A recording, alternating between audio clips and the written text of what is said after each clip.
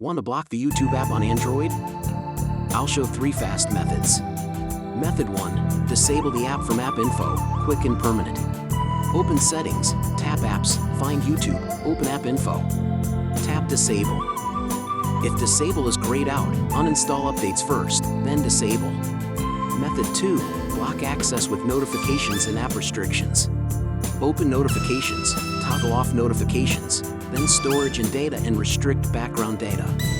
Method 3. Use Digital Wellbeing or Family Link to block or limit YouTube. Open Digital Wellbeing, go to Dashboard, select YouTube, set an app timer. Or open Family Link, pick your child, and block the YouTube app entirely. Recap: disable for full block, notifications for quiet restraint, digital well-being for time limits. Tip: combine methods for best results and secure the Play Store with a PIN. That's it, pick a method and reclaim your focus. Subscribe for more quick Android tips.